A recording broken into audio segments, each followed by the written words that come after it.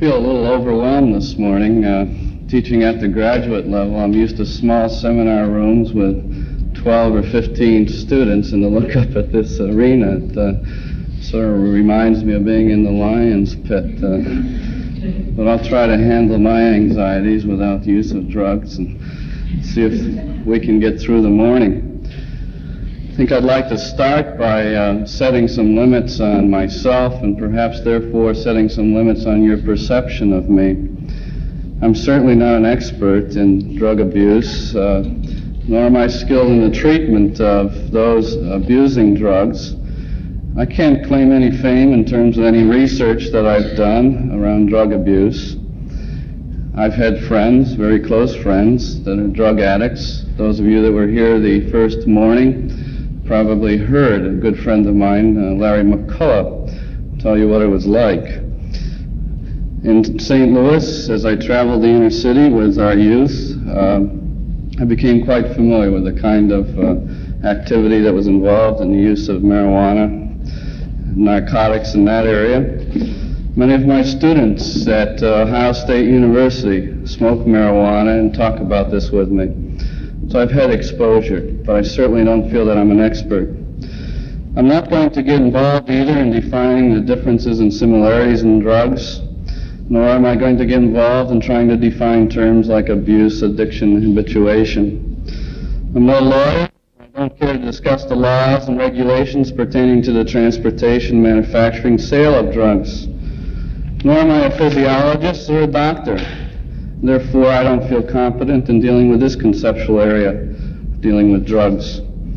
I'm a social worker who has spent most of his time dealing with people in metropolitan areas, their fears, their frustrations, and their anxieties. Most of my time has been spent in dealing with people in the inner city. However, through my colleagues and through other work, I've come in contact with those in the suburbs, and presently I'm in contact with students on the university campus. But it's from this experiential and from this knowledge base that I'm going to try to talk this morning. It's the reality of the urban crisis that I'd like to relate to our topic of drug abuse. In the current statistics put out by the Federal Bureau of Narcotics, and I'd like to take a minute here, I think as I start, I'm going to primarily focus on those using narcotics. If I have time towards the end, we'll talk about other drugs. But as we look at studies by Chin and Feinstone and Day, we see that much of the narcotic use is found in the inner city, and that much of it is related to minority groups. So I want to spend most of my time talking about their condition, the condition of those living in our core cities of our large metropolitan areas. As I said, I want to talk about their anxieties and their frustrations and their tensions. In choosing this course, I feel a bit superfluous because I expect that many of you have read materials by Harrington and May and Keisling, Baldwin and Wright. If you haven't read these materials, I'm sure that you at least watch TV and perhaps have seen the program One Nation Indivisible, or you've been watching the CBS series on Black America. I also feel superfluous because I think that people like Reverend Larry McCullough should be telling this story. That telling how it is to live and feel and breathe the inner city, the core city of our large metropolitan areas, is a very difficult thing to do, except for those that are born there. I wasn't born there, so I'm talking about something I can only see and hear that I haven't really felt. But let me continue anyways. Most texts dealing with social problems include a section on drug abuse or drug addiction or some such title. I think being here, we've recognized as a group perhaps that drug abuse is a social problem. If we go to the statistics dealing with the narcotic addicts, perhaps we would say it isn't a large problem in terms of numbers of people. As we begin to look at the use of marijuana, LSD, stimulants, and depressants of various kinds, I think we see that it's a growing problem in terms of numbers. So we're talking about larger numbers of people. When we label something a social problem, I think generally we're talking about a group of people, in our case a growing group of people that are involved in some sort of abnormal or deviant behavior. And that this behavior is rather offensive to the morality of the majority. And that many people are concerned in trying to solve this problem and they see some hope for a solution of the problem. But I think we have to be careful as we begin to define social problems. I think consciously or unconsciously, most of our definitions of social problems direct our attention to the deviant individual or the deviant group. As a matter of fact, we'll take the World Health Organization's definition of drug addiction. It says that this is a state of periodic or chronic intoxication detrimental to the individual and to society, produced by the repeated consumption of a drug. Its characteristics include an overpowering desire or need to continue taking the drug and to obtain it at any means, a tendency to increase the dose, a psychic and sometimes physical dependence on the effects of the drug. Now, this definition and others that we can pull out, drug abuse, narcotics addiction, generally focuses our attention on the individual, on his deviant behavior. Well, I think to the deviant individual, I think much of our strategy of intervention is often focused on the controlling of the deviant individual's behavior. That we see the problem lodged in the individual. We talk about the dope fiends and how do we take care of the dope fiends. I would suggest, however, that our preoccupation with deviant behavior may lead to an inadequate approach to dealing with any social problem, including drug abuse. That our social context, our social milieu, our society may be so disrupted and so disorganized that drug addiction or abuse could be viewed as symptomatic of other problems. That it may be very understandable that some people adjust to a sick situation by withdrawing into the euphoria of drugs. I would accept that legally and normatively and statistically that those abusing drugs, particularly the addict, are deviant. But I would also suggest that we've got to look beyond the addict, the abuser, to really understand the problem that we're dealing with. I'm not here, and I hope you won't consider me being here as the bearded ivory tower thinker who's come to suggest that our system is all wrong. But I think I'd like to suggest that we have problems in our social contexts. We have problems in our social milieu. We have problems in our urban areas and in the suburbs and in the schools and in the universities. We have problems in our society that create great deals of tension, immobilization, anxiety, and fear. And perhaps we've got to look at the social context to explain why some people withdraw or escape one reality and develop another through the use of drugs. So let me begin in drawing this picture of the milieu as I see it by talking a little bit generally about the urban crisis. A little background. In 1850, the number of countries in our Western world that were predominantly urbanized were 0. 50 years later, in 1900, one country in the Western world was predominantly urbanized. That was Great Britain. 65 years later, most of our industrial nations in the Western world, were considered urbanized. The rate of urbanization is twice as great in the last 50 years as it was in the previous 50 years. Now, what does this mean? I think it means, to me at least, that large numbers of people were called upon to begin to live new styles of life. Now, our urban areas had to redesign, to change, to absorb large numbers of people. In 1960, 96 million, or 53% of our population, lived in 213 urbanized areas, which represent 0.7% of our nation's land mass. 53% of our population in 1960 lived in 0.7% of our land mass. What does this mean? I think this means new patterns of life, rapid change, particularly overcrowding, people knocking against people. Not the open fields and the idyllic existence of the farms, but the complex living of the inner city, the metropolitan area. By the year 2000, 330 million people will be living mostly in our cities. The world growth of population by the year 2000 will be 2%, but the projection is that 8% growth will become a reality in our urban areas. So our urban areas are going to continue to grow. We're going to have more and more people shoved into small spaces. We're going to continue to have overcrowding. We're going to continue to have the pressures of the urban area that we're going to have to deal with, that each individual has to deal with. In urban America, it was estimated last year that in the next 34 years that more new housing than now exists is going to have to be built in order to meet the needs of those flocking to the cities. I point this out only to underline the magnitude of the change that our urban areas are going through. And change is tough. Change for many causes a great deal of anxiety, a great deal of frustration.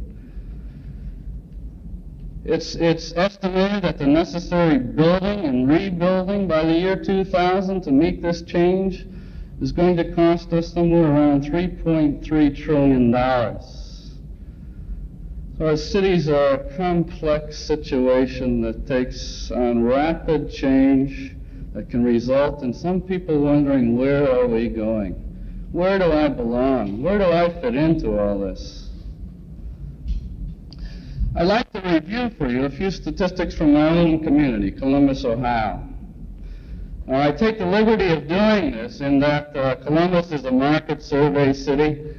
So it's an all-American city, and perhaps I can say then that I can generalize from Columbus to many of our urban areas. The statistics that I'll read will perhaps not hold for some of your communities, perhaps will hold for others, but I think the generalizations we can make from these statistics about our core cities are perhaps a reality for most of you that at least live in metropolitan urban areas. If we look at the census tract information in Columbus, Ohio, and we look at the non-white population, we find that 73.8% of our county's black people live in the core city, within a 2-mile radius of our Broad High, or our downtown area. Not by choice oftentimes, forced to live there in overcrowded conditions. If we look at the population per square mile, we find that in our inner city area in Columbus, and I'm sure this is true in most urban areas, that we have 11,917 people living per square mile. In our Columbus area, we have 5,296 per square mile. In our county area, we have 1,267. If you compare the county figure with the inner city figure, it's almost absurd.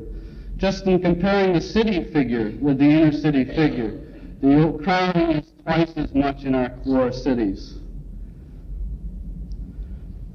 If we look at the figures on aging in our town, we find that well over a third of those over 65 live in our core cities, oftentimes not by choice. This is the only place they can afford to live on their meager pension plans. We find that in the inner city, and I suppose this statistic does not contrast much to the rest of the community, but we find that over a third of the population is 5 years, is 15 years and under. I think the point is, at least in my town, and perhaps you can take a look at your town, that with the growing number of children, the suburbs have built new schools, new recreation centers. They've built facilities to meet the needs of this growing number of children. In my town, we're just beginning to do that. In my town, we're just beginning to meet the needs of some of the poor aged that are crowded in the inner city, often living over storefronts and drugstores and in basements. If you look at Columbus, Ohio, you'll find that total families from the county living in the inner city equals 26%. The total families living in the inner city earning less than $3,000 is 50% of those in the county, over 54.4%. This is growing, I know. I don't have the recent statistics. They were given to me the other day. The fact of the matter is, though, we have over a majority of the people in our inner city who are earning less than $3,000 a year with a family of 4. We've stockpiled the poor within an area of a 2-mile radius. If we look at unemployment, we find that over 50% of those unemployed in our county live in a 2-mile radius of Broad and High, the center of our city. We find that almost 10% of those employable are unemployed in our inner city. If we look at education, if we look at the inner city of Columbus, Ohio, we find that almost 50% of the adults over 25 have had less than 8 years of education. They're really geared up to compete in a competitive economy. I might say that this doesn't mean to me, by the way, that these parents have no value for education. As a matter of fact, perhaps they overvalue it sometimes and put the pressure on their kids to the extent that the kids become very anxious about success in school.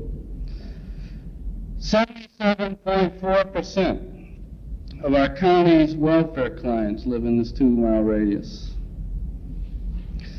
Let's look at housing for a minute. In our renter-occupied housing in our inner city is 62.6%. compared to 45.3% in the Columbus, 38.2% in the county. The difference here isn't great, but I think the difference should be examined. The pattern of the inner city resident is not to own, but it's to rent someone else's property. There's little pride in ownership. Substandard housing in our inner city area is 37.5% compared to around 15% in the total county. It's twice as bad in our inner city. Most of you are probably very familiar with the statistics around crime and delinquency in most urban areas. It's high. Our inner city then takes on this kind of nature, which is rather depressing to me, and I imagine very depressing to most of those living in the inner city. And actually, to make it worse, what we sometimes do is we take some of these people and we stockpile them in metropolitan housing projects.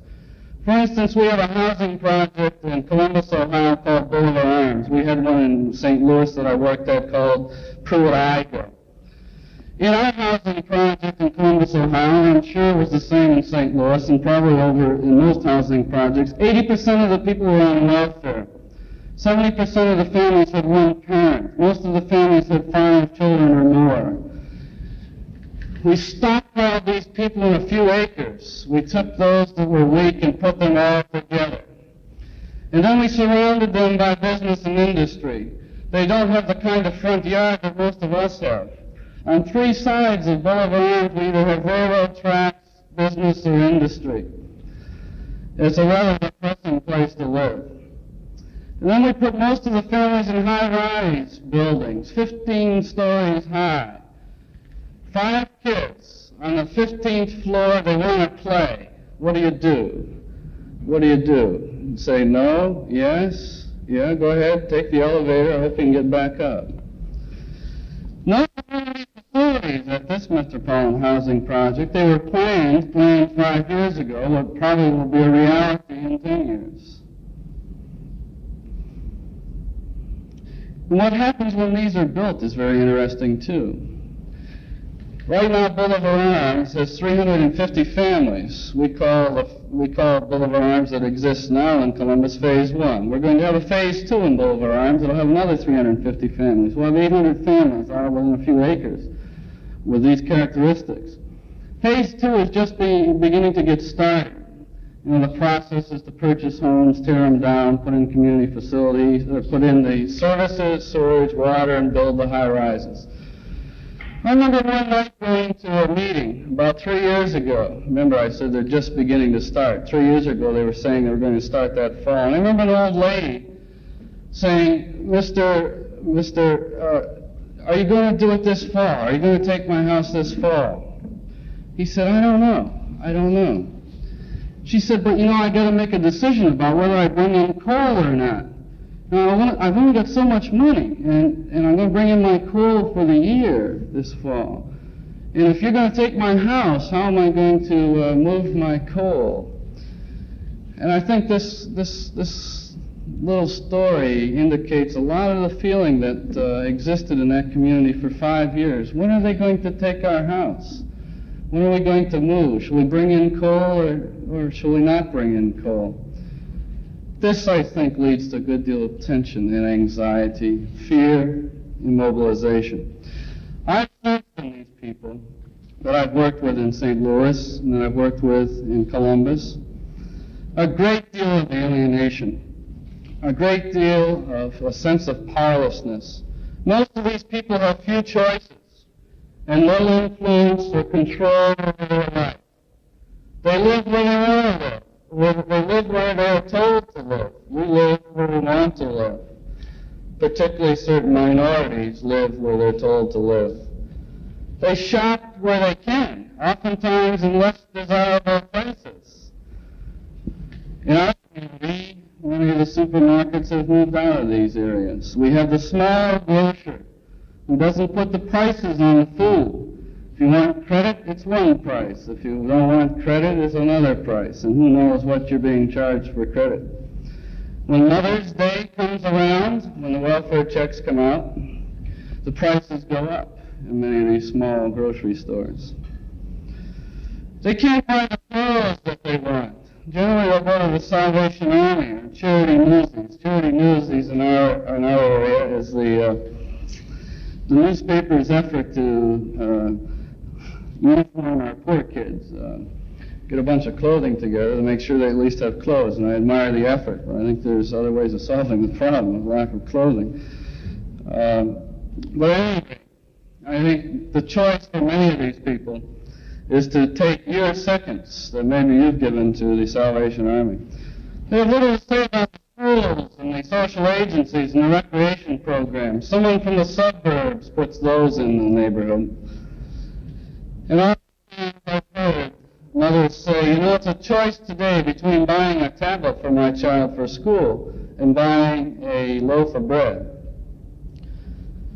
I think, too, their life is very meaningless for them. You know, the only meaning for them is survival. They can't predict what's going on. They don't know, as I said, when urban renewal or when a thruway or metropolitan housing is going to take their house, when they're going to have to move. Just one day they're told about it. And the Negro, he's been told, help yourself, but don't live next door to me, which is rather meaningless kind of situation. Or the social agencies have said to the poor, to the inner city resident, we'll help you. And by God, if you've tried to negotiate the welfare bureaucracy, it's damn hard to get help from our social workers. And there's a certain normlessness that exists. Perhaps not a normlessness, but a difference of norms from what we choose. I think many of the people I've worked with sense that the rules are set up by us, the white middle class, for us to protect us. And that to play in our ball game, you need an education, you need a job, and you need money. And for a variety of reasons which I'll discuss, they don't have these things to play in our ball game. So the rules become meaningless. There's certainly a real sense of isolation. I'm sure some of you that are teachers that perhaps have taught in the inner city have dealt with many children that have learned how not to see, how not to hear, how not to relate, how to close out this oppressive environment. They've isolated themselves through their senses.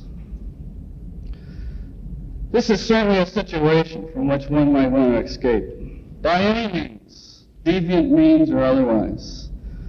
If acceptable means to happiness are shut off, or they are sensed to be shut off, we'll find happiness other ways.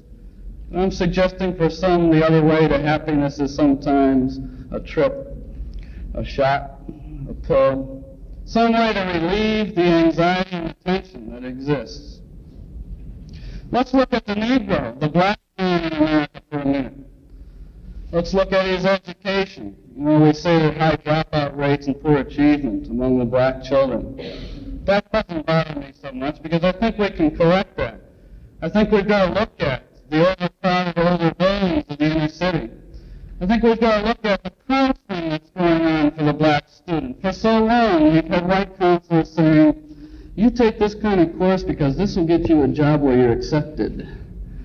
You know, it's going to be hard to get some of those jobs, so you study and we'll get you a job where you won't have any problem being accepted. Or, you want to go to college? Well, you know darn well you can't go to college.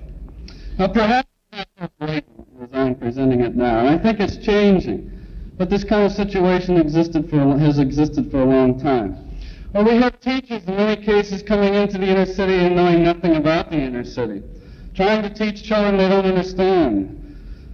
We have the white middle class planning the school program for the black inner city resident, with the black inner city resident having nothing to say about it in most cases, in most communities. We have segregated schools. And if I have time, I'd like to discuss with you a little bit about what the U.S. Commission on Civil Rights has to say about segregated schools. The education situation doesn't look well in my eyes for the black man. We look at his employment. We see that statistics show that the Negroes benefited from our growing economy, but the gap between his benefit and the white man's benefit has increased since 1952. Post-war, it looked good. After that, it began looking bad again. Negro white-collar workers have increased from 13.7% of their total in 1960 to 17.1% in 1966. 40.8% of whites hold white-collar working jobs.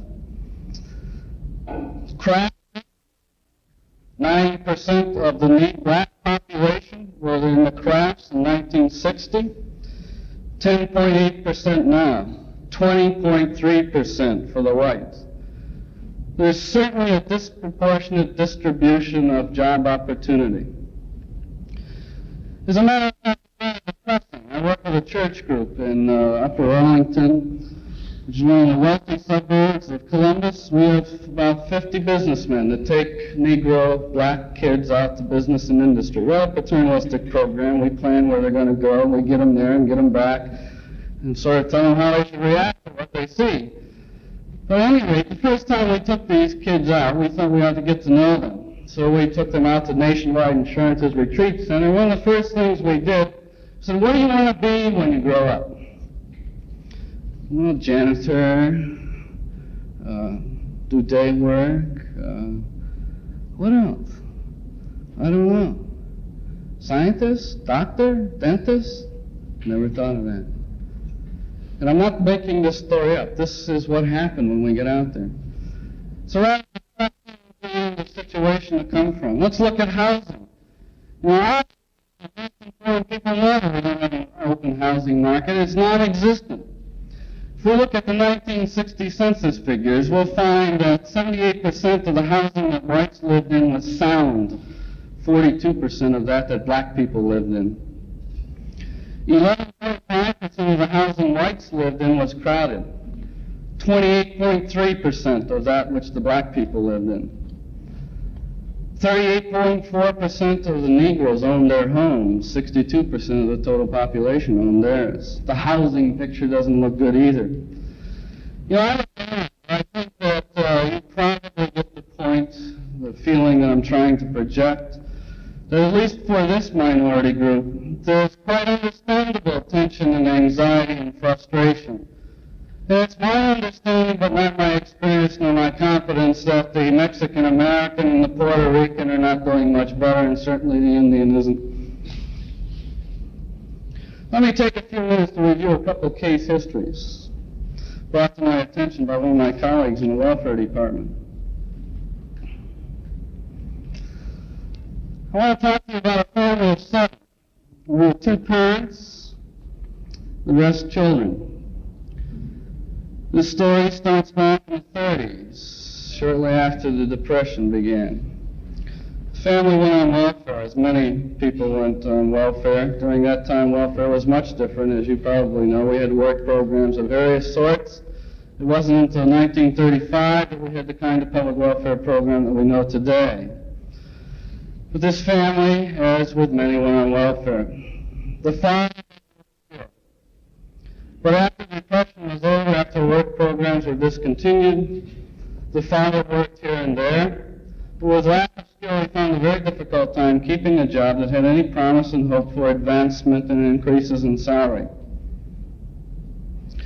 During the 40s then, the 2 teenage boys that were part of this family, they quit school to help support the family. They struggled to stay off the rules, off the welfare rolls. And in this struggle, these 2 boys sacrificed their meal ticket. They quit school.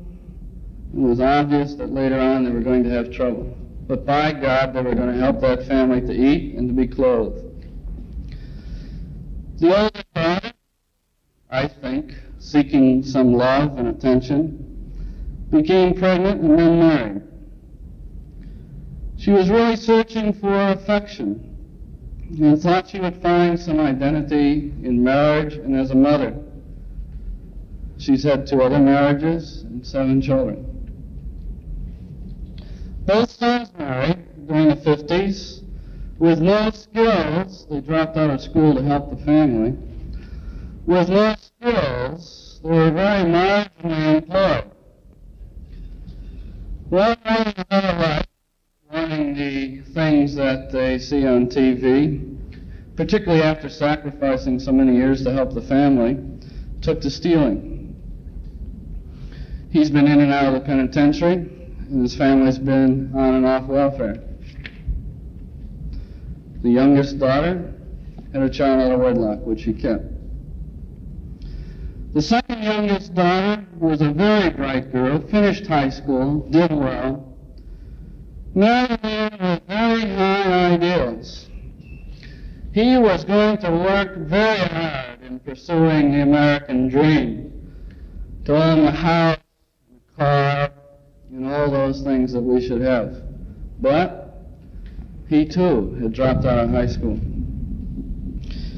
Out of frustration, this guy periodically drinks. We could say perhaps he periodically uses drugs. And if he began that, I suppose it would be a more persistent kind of phenomena. But he periodically drinks and deserts. He doesn't feel much like a man. And when he has to perform as a husband and as a father and can't really provide, he takes off. It's too much for him to face. With the children gone, the parents separated, and finally were divorced. The mother lives with the older girls. They can't even maintain themselves, let alone their mother. But what do? Kick her out on the street? The older son continues to be in and out of the penitentiary, and the family on and off welfare. The other son has maintained employment. He's stuck to it. But his salary isn't enough to maintain the family. He has supplement from welfare. So even this man who has tried to present himself as a working, diligent father and husband still goes to the welfare department for some support so that he can maintain his family. His identity is really threatened. His masculinity is perhaps questioned. The father comes back and he moves in and out of each family. They love him, but he's a burden. They must deny him to their caseworker. If this able-bodied man is discovered in the home, he either starts supporting or gets thrown in jail. So they deny him to some people. Now this life, for many, is the inner city life. It's not it's not a secure existence. As a matter of fact, I think for many of us in this room, it would be a rather immobilizing kind of existence. It would be an existence that's very tough to cope with. How would you cope with it? You may choose to begin to abuse alcohol or drugs or other such things. Now, the story doesn't really start with the depression. It may start with the effects of automation, where some unskilled man gets kicked out of a job because of automation, cybernation.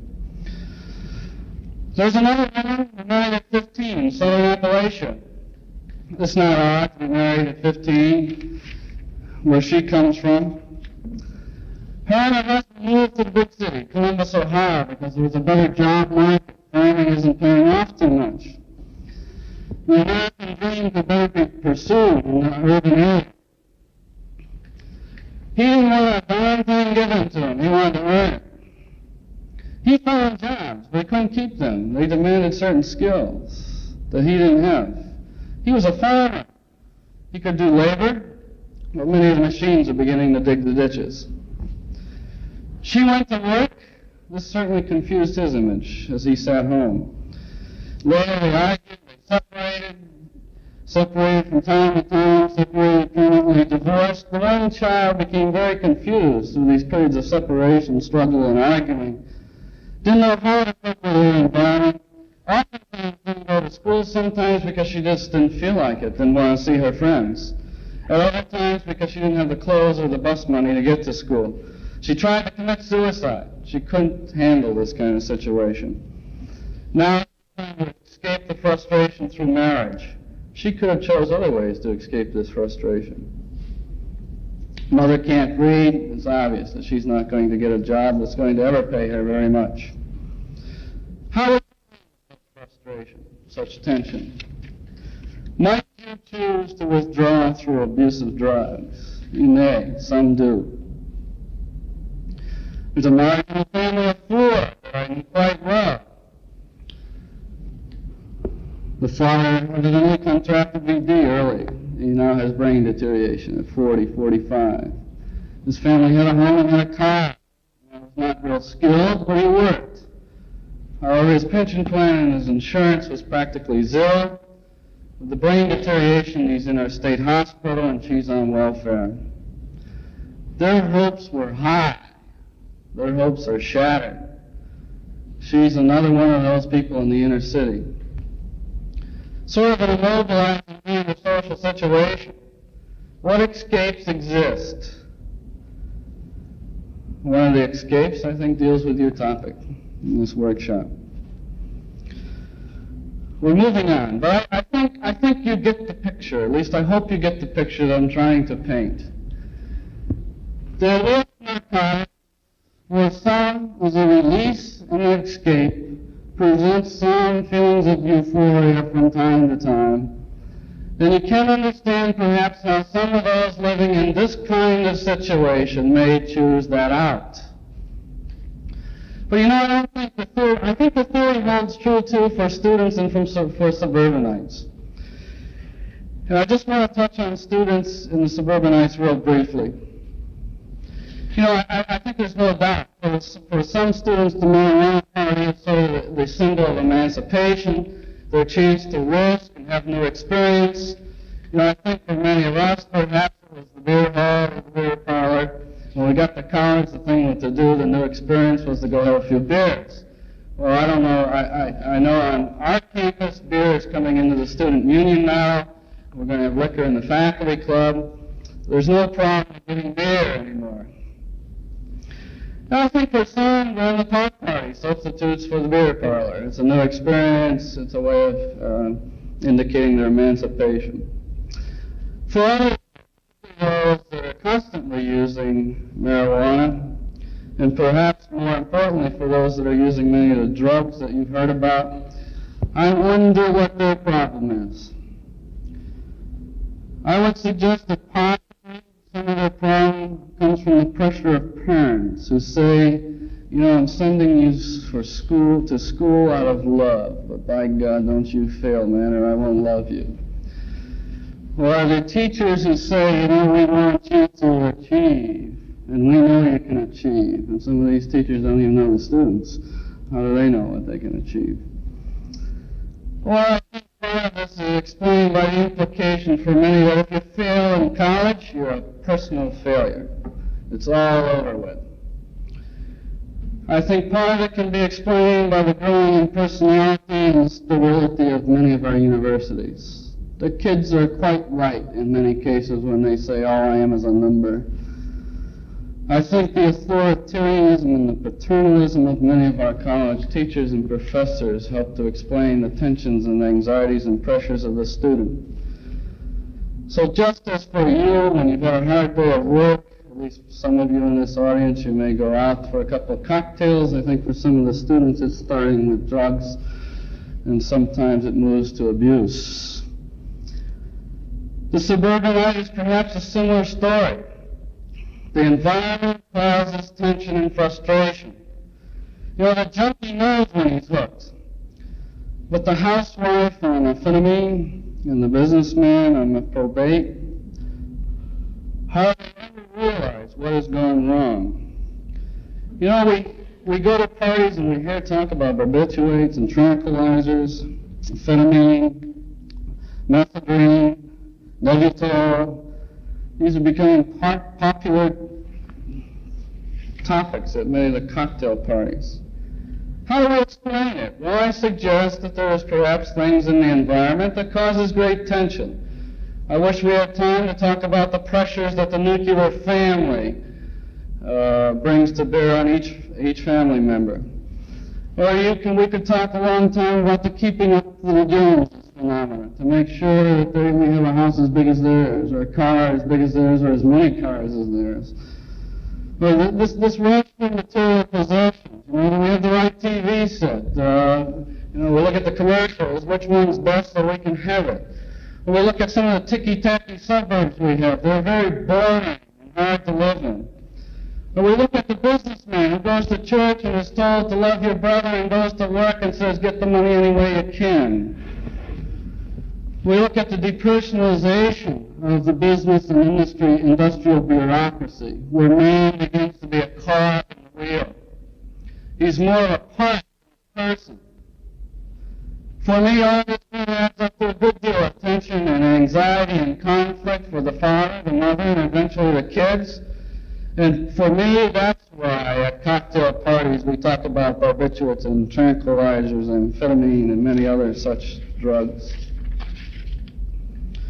Well, we've got to bring this to an end. I would say that men generally want to avoid or minimize pain and fatigue, anxiety, and to achieve some level of euphoria from time to time. And I think what I've tried to do is to present to you the idea that there are some, particularly those in our core city and more those in our suburbs and our universities, who constantly feel pain and frustration and are seeking ways to relieve this. Frustrations, tensions, and anxieties lead to patterns of fight or flight. Escape to drugs could perhaps be one alternative. The pursuit of pleasure in its non-conventional forms has always been easier for those who have already broken from conventional society. I don't think many of those in the inner city feel a part of the main fabric of our society. And perhaps it's easier for them to take non-conventional escapes. What's the solution? I think that we can prevent much drug abuse by restructuring our social context. And I know in offering solutions you're really walking on thin water. I'm not sure there's any simple solution or simple notion to our problem of drug abuse. But I think at least in part we've got to examine the possibility of restructuring some of the things that exist in our environment, particularly in the inner city environment, where we can perhaps reduce frustration and mobilization, tension and anxiety. And we could perhaps lecture just on this. But briefly, I'd say we've got to seek after quality integrated education. I think that we've got to begin to support and even be more creative with massive training, retraining, employment programs.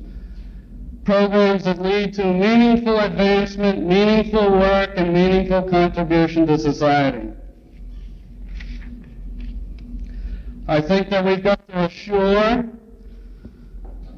that we have an adequate housing supply existing to meet the needs that we have in our urban areas. That's creatively designed and that's open and free, that anyone can live where they can afford to live. I think that we've got to improve our community services to the inner city and to the suburbs. And then we've got to be more creative in our community planning. That we've got to make our cities nice places to live visually. I think we've got to humanize business, governmental, and educational bureaucracies. We've got to begin to see the individuals in these bureaucracies as human beings with strengths and weaknesses, and not as costs. Or if they don't produce, they're out. I suppose, sort of in summary, I think we've got to think of creative ways to more equitably distribute opportunity, power, and resources. And I'm not here to say the federal government should do it, or that the local government should do it, or the private enterprise should do it. I'm here to say that I think these things have to be done, and we've got to seek ways for them to most creatively be done, so that the metropolitan areas become a place in which we're not always tense, anxious, immobilized, not knowing what to do with ourselves. I think such pursuits would reduce much tension and anxiety and frustration. And after all, that's what drugs do for so many.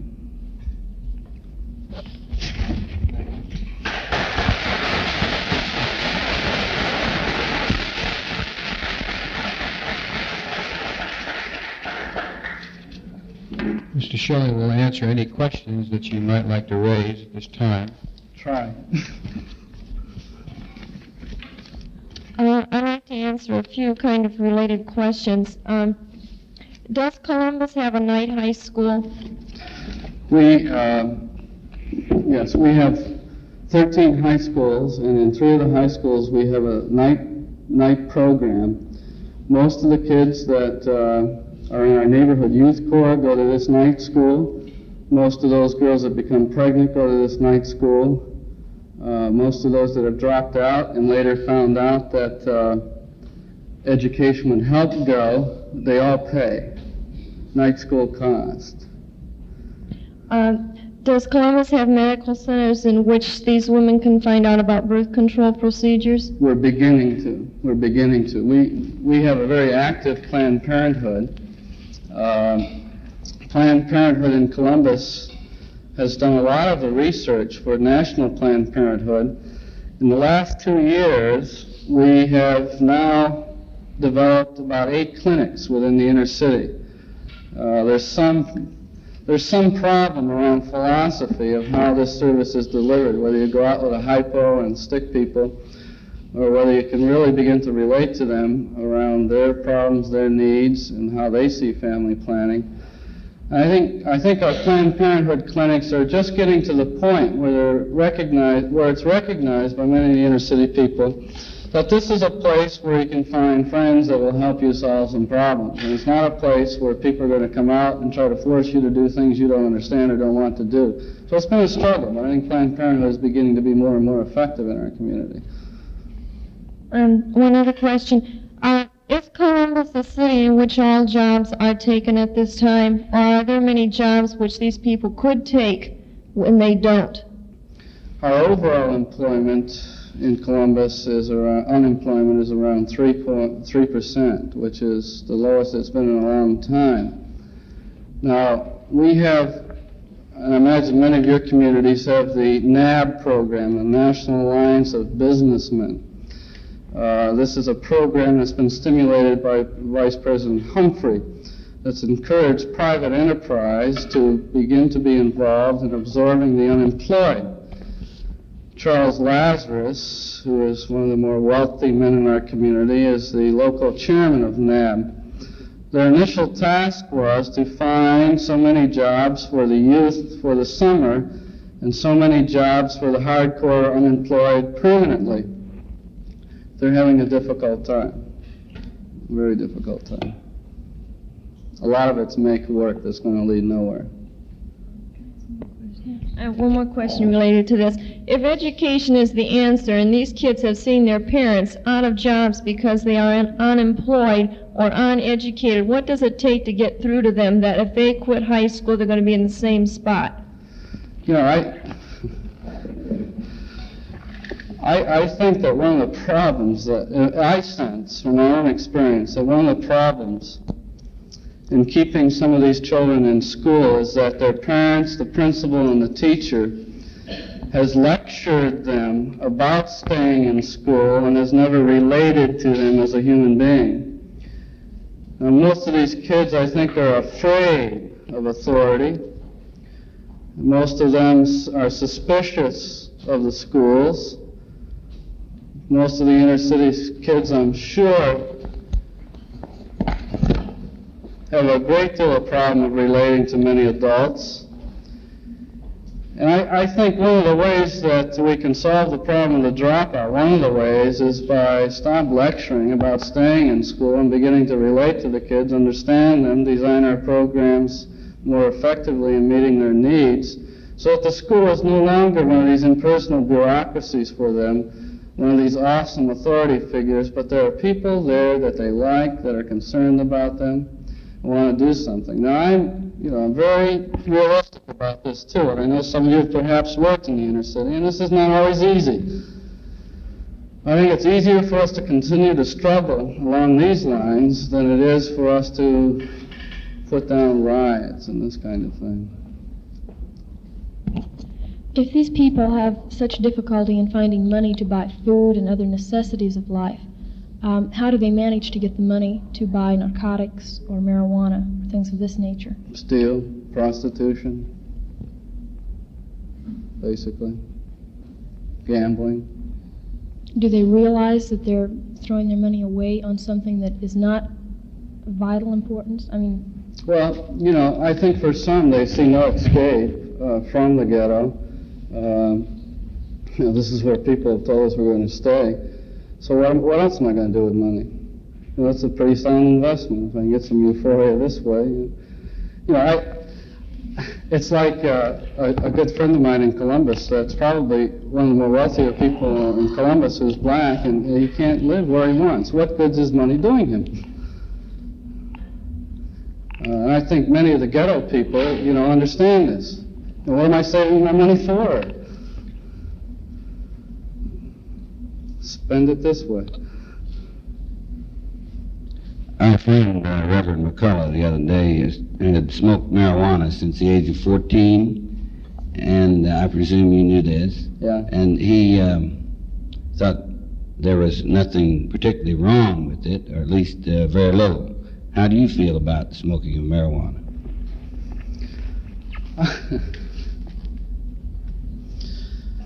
I guess I have to admit that I'm pretty ambivalent about it.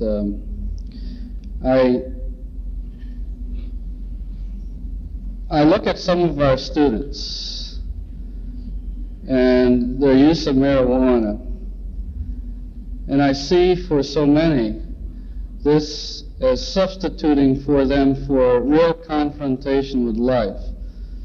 That for some people have become boring or frustrating, that school is overwhelming, that the only way they can enjoy existence is through getting a jag on once or twice a week. When it substitutes for real participation in life, I get pretty upset about it. But I guess on the other hand, I have the feeling that large majorities of us have always had a cocktail now and then. And when I view it that way, I say, that's their choice. Rather than drinking the Manhattan I drink to have a reefer, how can I judge? But I guess when it substitutes for real, honest confrontation with life, when it begins to be, as one student says, boy, I feel good when I'm on that stuff. And I say, don't you feel good otherwise? Not generally, Mr. Schilling. Then it bothers me. Then it really bothers me. When they're not generally feeling well, and this is how they feel well, then it bothers me.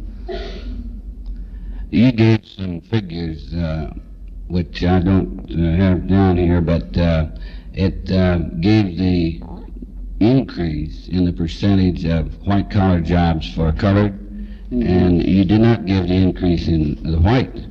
I noticed that when I got here. I don't have it with me. I suspect that maybe it is increasing more percentage-wise for colored than it is white. Yeah, but I think this is good, and I hope it's a trend in the right direction. I think I brought these figures out to say that, if we're trending in the right direction, okay, but we still have a long way to go. And I think that was my point in using those figures. And I have other figures I didn't bring with me that I suppose I wish I did, that would support an argument that the trend is going to have to improve greatly if we're going to have equal or proportionate distribution of white-collar, craftsman, laborer by 2,500. If we're going to achieve equal distribution proportionately, that the trend is going to have to greatly increase. Now, hopefully, through more creative education, more creative work training programs, we'll be able to solve this problem. As a matter of fact, I'm quite optimistic that we're going to have a better society to live in. Sometimes these figures don't mean much unless we have the whole picture. Yeah. Another question, you gave some very good solutions for this problem of urbanization, overcrowding, and why it leads to misuse of drugs. If we would get this utopia, would there be any way to maintain it? I don't know. I guess to become a bit philosophical, I guess we, as human beings, and the society as our expression, as an expression of human beings, it will have its strengths and weaknesses. But I guess as a social worker, what I want to build on is our strengths. That's my approach. Let's look for the strengths we have to achieve as strong a society as we can. And what would happen, I don't know. You mentioned something about newspaper clothing the underprivileged children, and you said that you do it some other way. What would be this way?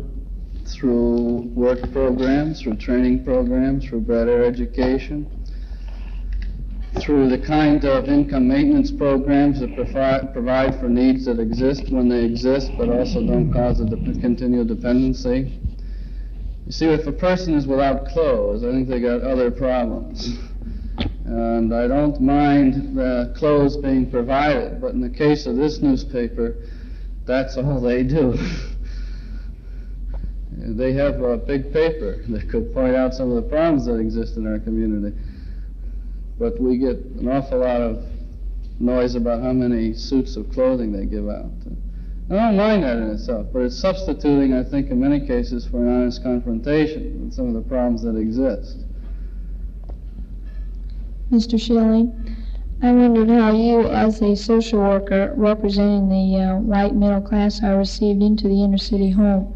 Are you immediately suspect because you are representing the white middle class, or? Yeah. When I was first working in St. Louis, the knives were pointed towards me. Once they got to know me, they defended me with the knives. I